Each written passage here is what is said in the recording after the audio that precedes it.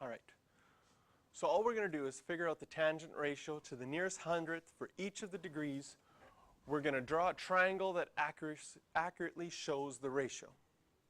So if we had 20 degrees, we'd go to our calculator and we would type in what is the tangent ratio for 20 degrees.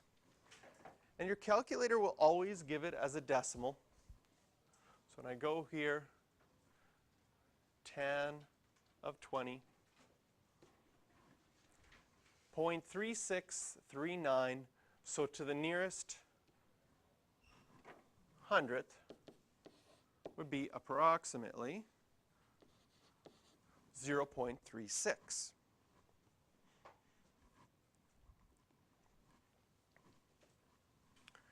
Can you tell me a fraction changing from a decimal to a fraction that would be 0.36?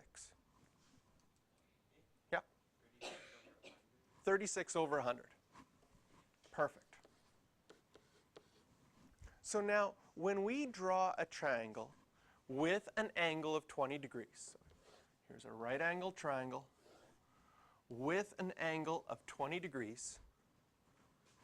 Draw the square to show that it's a right angle triangle.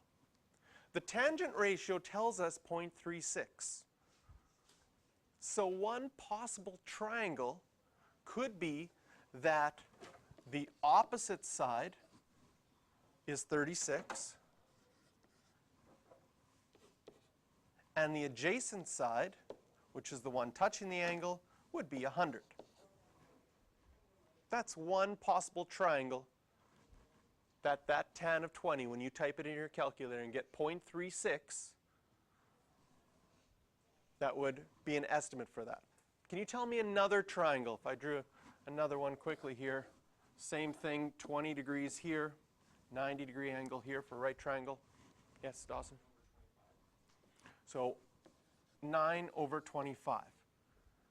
That would be another triangle that would have that 20 degrees. Because all we did was take that fraction of 36 over 100 and say, I can reduce that by dividing each by 4, and I got 9 over 25. Excellent. So for the second one, we got 35 degrees. Okay? Go to our calculator and see what is tan of 35 degrees. Tan 35, decimal 70. That's to the nearest hundredth. And a fraction for decimal 70 could be 7 over 10. So when we draw a triangle,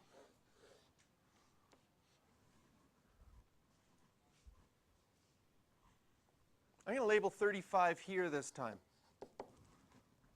Where would my 7 be? Where would my 10 be? This is the hypotenuse, and remember that the tangent ratio always tells something about the opposite over the adjacent.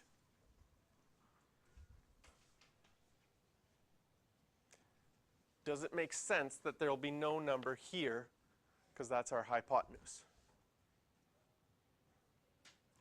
So will the 7 be the vertical line or the horizontal line? The horizontal line this time, because that is opposite the angle of 35. And the 10 would be here. My diagram, not so good drawn to scale. The 10 looks a little shorter than the 7. But that would be the idea. Opposite over adjacent every single time. Okay? There's 2 more for you to try. We did the 45 already a little bit, so that shouldn't be too bad.